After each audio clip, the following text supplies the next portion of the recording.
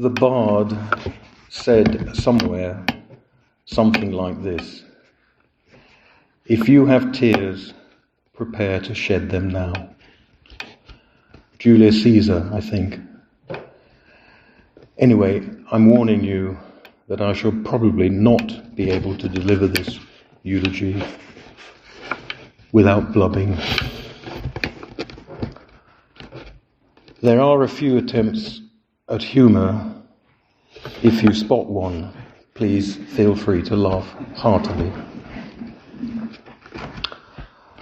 I described Broughton Grange recently to a friend as a home in mourning, but prolonged gloominess is banned. And I've also just thought that I would explain the hymn choices. Lord of all hopefulness is just a beautiful hymn. But there is a reference to this skill at the plane and the lathe, and this was a hymn we sang at Nick's funeral, and it's a reference to his early skill before he got embroiled in carpet manufacturing with restoring antiques. Eternal Father Strong to Save is a reference to both Nick and Dad's love of sailing, sorry Mum, and Dad's naval connections. Drake's Prayer is a prayer that was said at the prep school that the three of us attended, and it was frequently cited. And Jerusalem, of course, has the reference to the dark satanic mills of Halifax. So this is my tribute to Mum.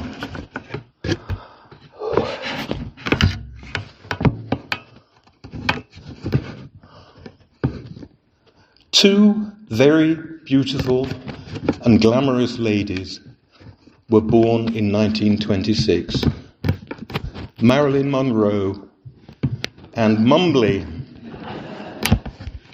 That phrase has a euphonic, alliterative appeal, but will not be referred to again in this tribute.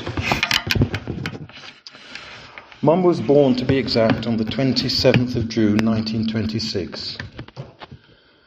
The third child of Sidney Spencer Saury Cookson and his wife Edith Isabel Margaret née Turner. Actually quite an impressive pedigree. Her maternal grandfather, G.R. Turner, was an eminent surgeon.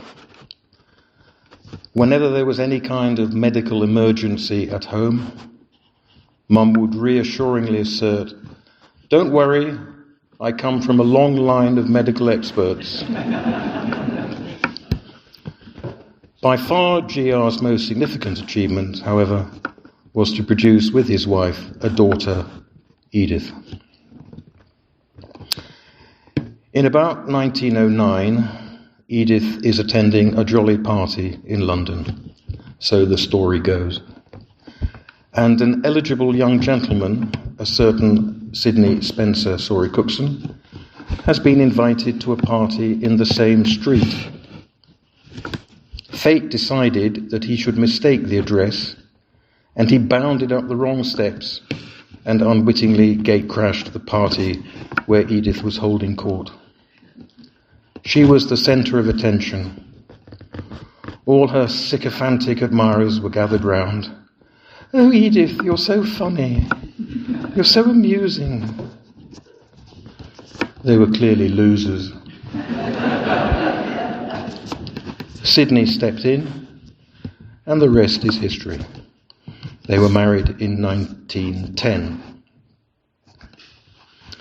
Although Mum claimed to be a Londoner, her family roots were firmly embedded in this area of South Lakeland at Broughton-in-Furness. In 1658, luckily, as you will discover in a minute, just before the restoration of Charles II, Broughton Tower passed to the Saury family for services rendered to the parliamentarian cause in the Civil War. They kept ownership of the tower until the 1920s. As a staunch royalist, I'm very disappointed to hear that one of my forebears was so rewarded for being on the wrong side in the Civil War. But then perhaps it was wise to be on the winning side. Let's jump forward to 1881, when James Cookson, famous racehorse breeder and trainer of Neasham Hall, Darlington, inherited Broughton Tower on condition that he incorporated the name Sawrey. Years later, James, with his third wife, produced Sidney Spencer, one of innumerable children. Mum's potted history had it that Sidney was about the only one who made good. He went to Uppingham School, graduated from New College, Oxford, was a barrister at law at the Inner Temple, then Judicial Commissioner for British North Borneo, Judge of Supreme Court Gambia, 1920, and of the Gold Coast Colony, 1925. One story Mum told me was of her as a very little girl coming back from the Gambia by ship. Her father, being deemed a responsible and reliable individual, was given charge of a cheetah on its way to London Zoo. Mum told me that she and her dad felt sorry for this creature in its cage on deck and used to pay it daily visits. They got to know this cheetah quite well. When they were back in London, Mum told me she used to go to the zoo and visit the cheetah enclosure. And one of the cheetahs would come to the bars of the cage and purr as if it recognised her. Cheetahs, of all the big cats, are the only ones that purr. Sidney was due to retire, but was persuaded to go out and do one more tour of duty in Malaysia. There, tragically, he died of a heart attack. He had come to Mum's school to walk her home, and on that short journey he collapsed at the feet of his 7-year-old daughter and died. This was on the 1st of August, 1933. And we've just had the anniversary. He died in Penang, Malaysia. I read on the internet, probate granted to his wife. His effects, £10, 17 shillings and sixpence. That doesn't sound so much to me. Somehow his pension arrangements had not been properly finalised, and the family returned to a life of genteel poverty in London.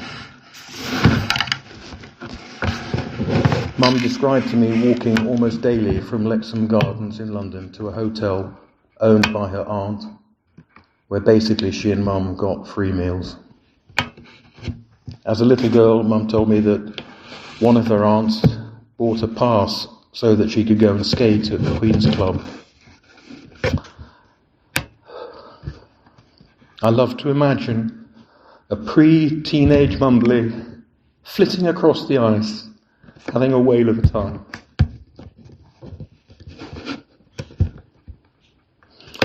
Mum always claimed she'd not had a real education.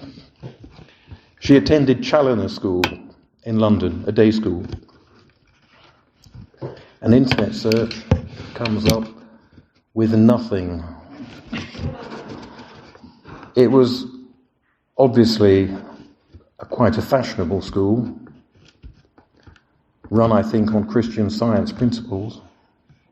And there some Rothschilds and minor nobility were privileged to rub shoulders with Mumby.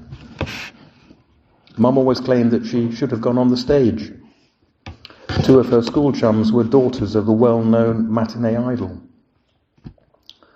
She sadly revealed that her highest achievement was the first fairy in A Midsummer Night's Dream. Last night I found the programme, and there is her name in print, if not in lights. I don't know much about what Mum got up to once she left school. It must have been just when war broke out. I know she stayed with her mum and sister in London during the Blitz. Her brother Richard was serving with the Welsh Guards. She said the German bombers were so regular that you could almost set your watch by them. She said that one just got used to life in the Blitz as best you could and got on with it. Simple as that. After the war, Mum went to Paris to work with the Americans. God knows what she was doing.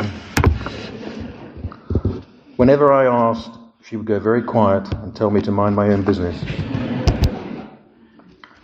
I really don't think she had signed the Official Secrets Act, but her best friend, Susanna, about whom more later, did work at Bletchley Park, but not, I don't think, as a code breaker. Very recently, a district nurse came and asked Mum a lot of routine medical questions.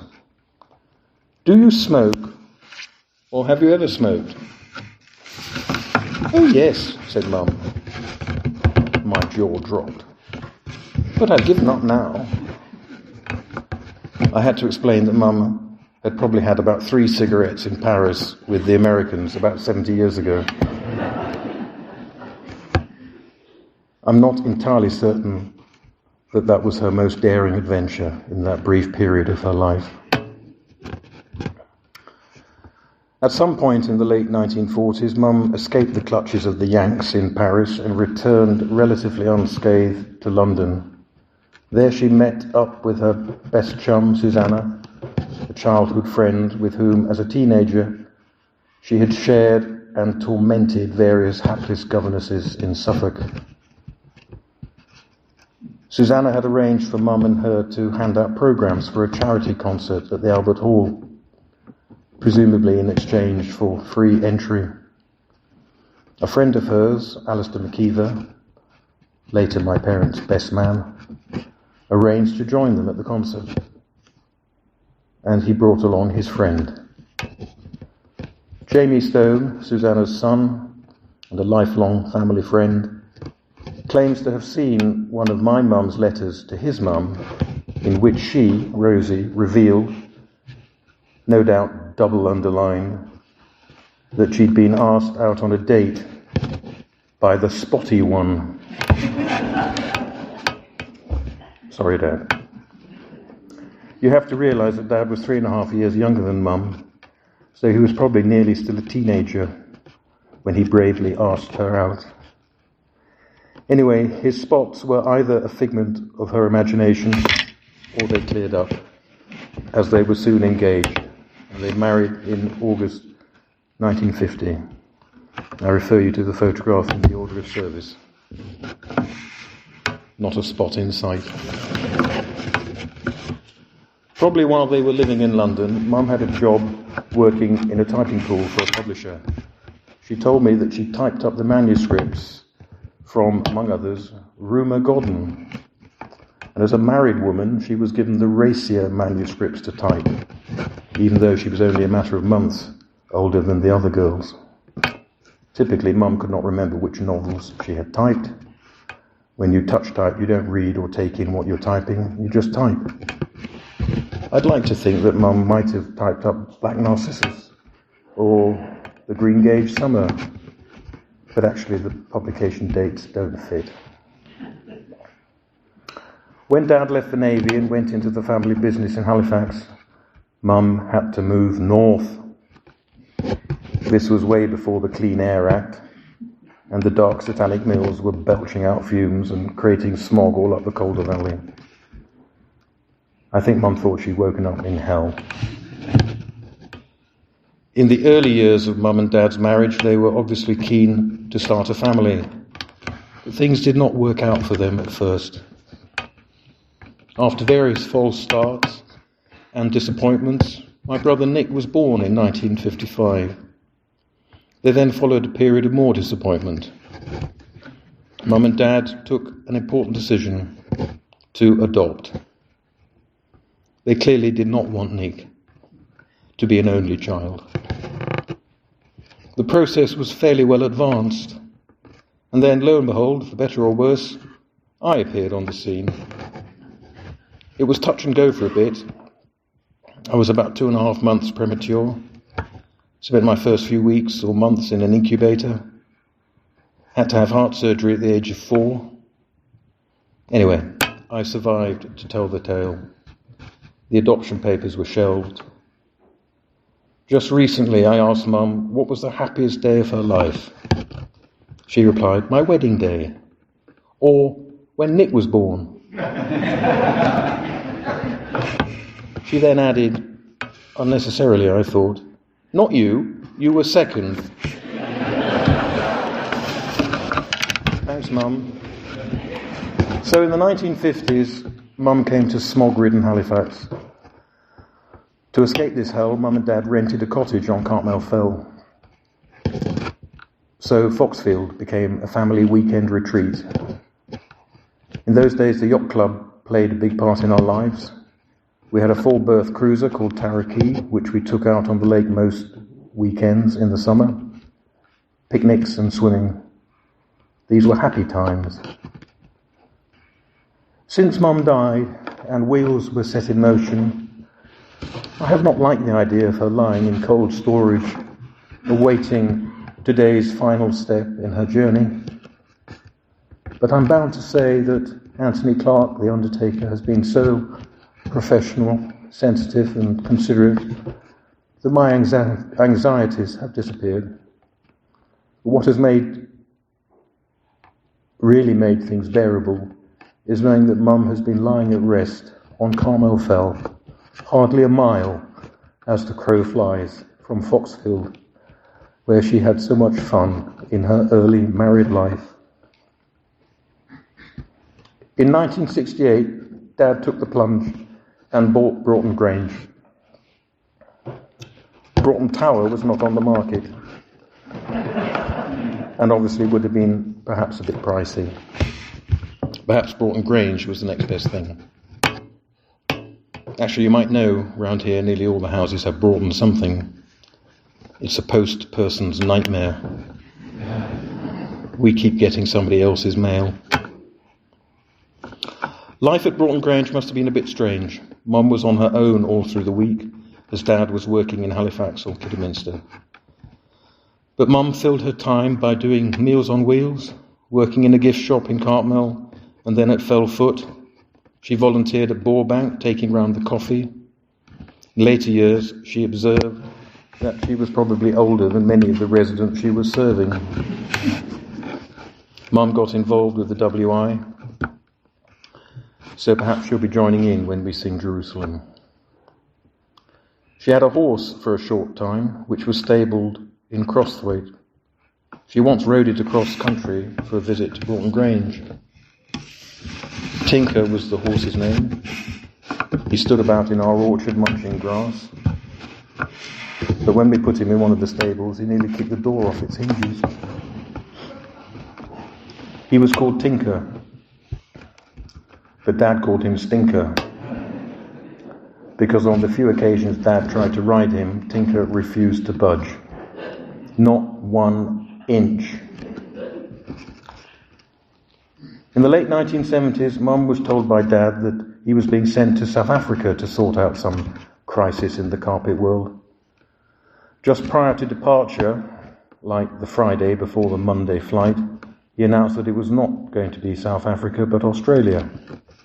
And so began a 2-year adventure down under. They were based in Melbourne and they loved it. Typically, Mum made it a condition of Dad taking the job that the company fly me out on my first Easter vacation from university. I loved it too. A few landmarks in Mum's life. One of the highlights was my parents' silver wedding celebrations in August 1975.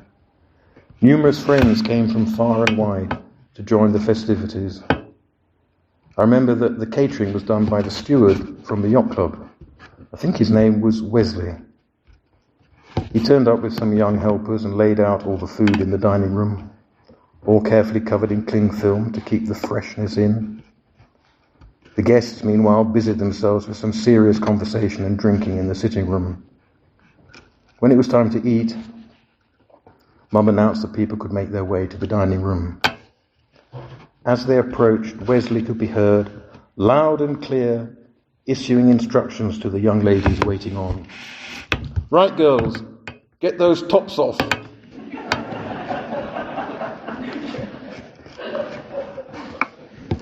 Were those early diners relieved or disappointed to see that only the cling film had been removed? As Alex has mentioned, for their golden wedding celebrations, Mum surprised everybody, including herself, by agreeing to a sailing holiday in the British Virgin Islands.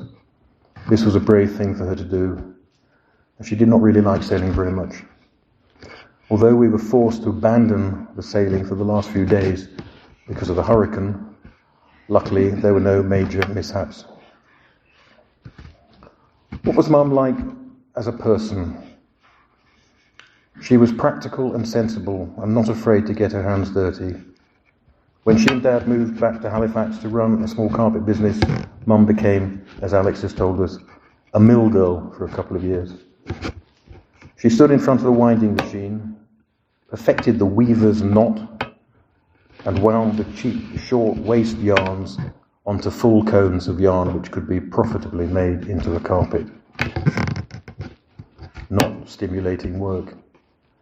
But Mum got on with it without complaint and was a real support to Dad and Nick by her example. Mum was also thrifty.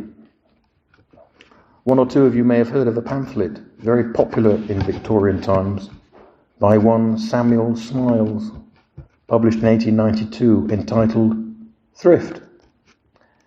In this volume, he extols the virtues of thrift and writes chapters on the Crossleys of Halifax. Although they amassed fantastic wealth, they rose from very humble and thrifty origins. He could have written another chapter on Mumley. Virtually all her non-essential shopping was done in charity shops. A great treat was to take her to the Lantern in Alathwaite and let her beat them down from an already good price to an even better one. I'd like to quote from some of the lovely comments that we have been sent since Mum died.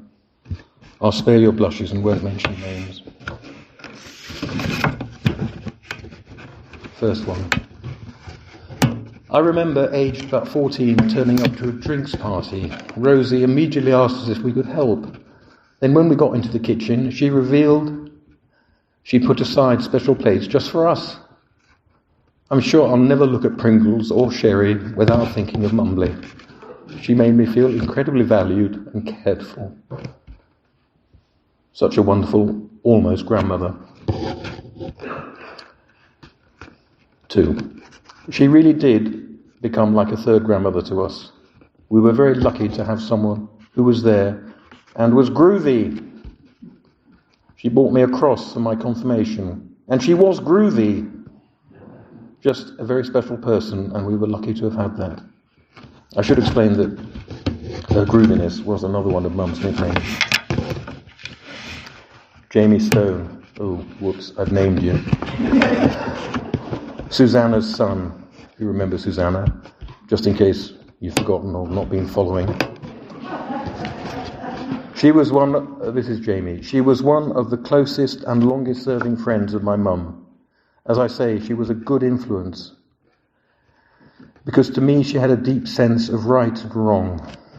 I was actually rather a shy kid, but when we stayed with the Crossleys, the sheer warmth of welcome from your mum and dad cleared all shyness away in a jiffy. Another quote.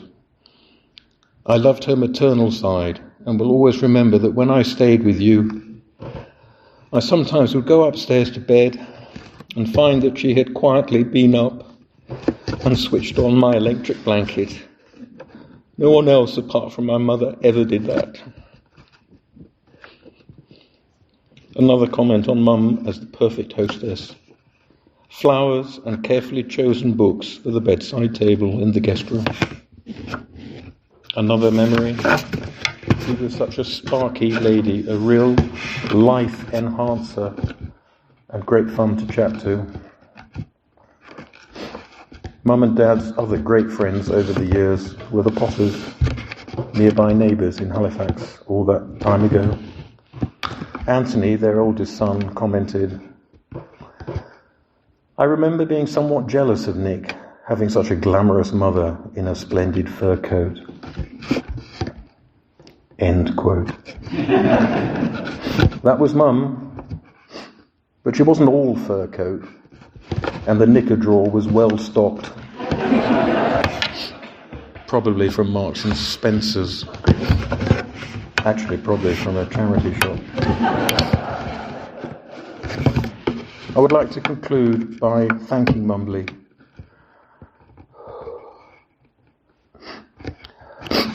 for being so brave in facing her difficulties. I'm sorry.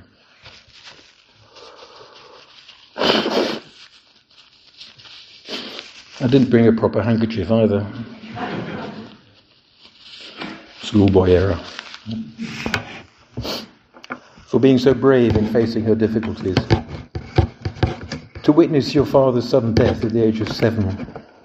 To lose your mother to cancer when you're only 32 might not be so uncommon, but it's still a bitter blow. To lose your husband when he is 74 and should have looked after himself better. She did not deserve that. And to lose your firstborn son to a dreadful cancer is truly tragic. I don't think Mum ever got over Nick's death. As you got older and frailer and your hearing deteriorated, life became quite a trial. And the last 6 months, bedbound and needing carers 3 times a day, was, I know, frankly boring and undignified for you. The end, when it came, was a relief, and you slipped peacefully away. You never gave way to despair. You always had a little word for Brad, your favourite carer. You talked to him even when you decided to give me the silent treatment. If you were asked an obvious question like, "Would you like some more custard?" you would invariably reply, "Is the Pope a Catholic?"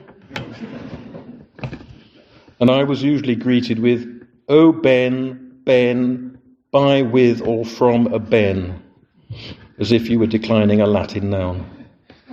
The classics teachers at Challoner School would be proud of you.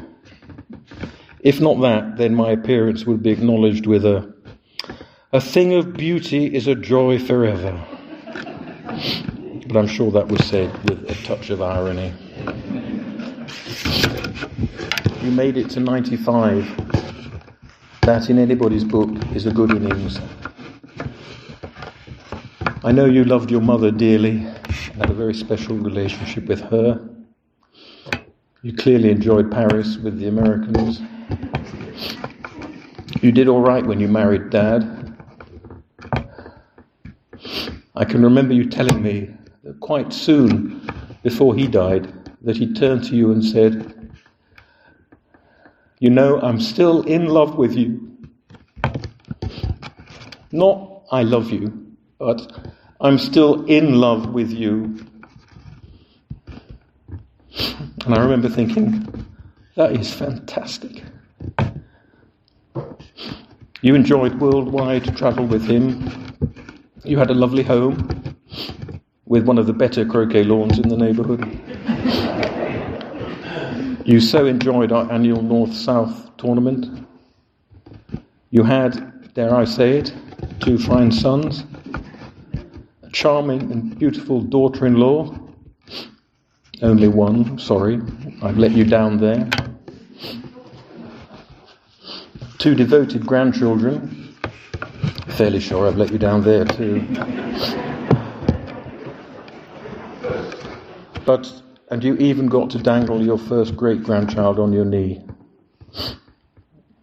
The turnout today shows that you were respected and loved, and you will be sorely missed. What better tribute could there be? In your coffin,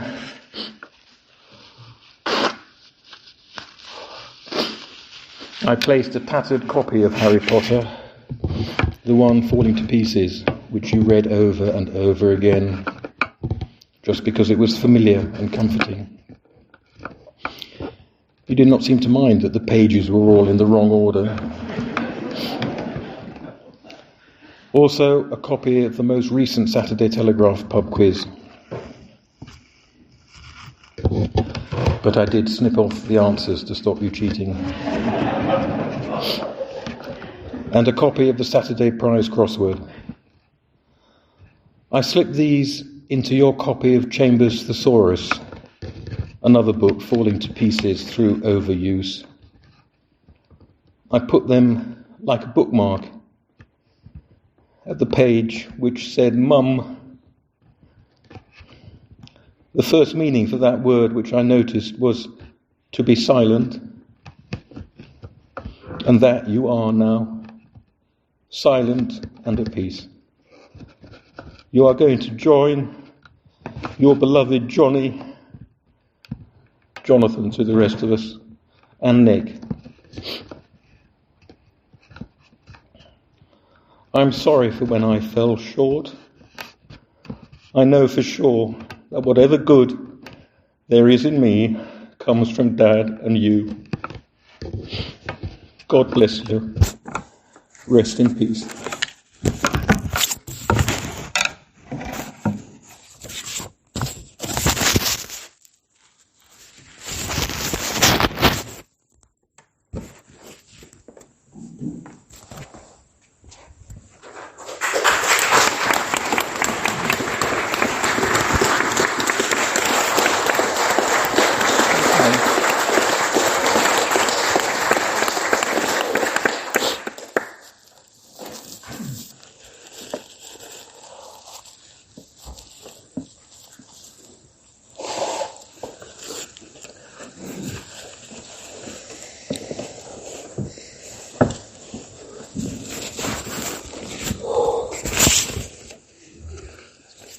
I think that's been answered well. Thank you, Ben. Thank you. Sharing that way. I'm sure Rosie was looking then, and she had a lovely smile on her face. There's lots of people here that to recall those special moments, special memories. So thank you for being able to do that for us today. We'll just bow our heads for a short prayer. Merciful Father, Lord of life, we offer this time of prayer with thankfulness in our hearts.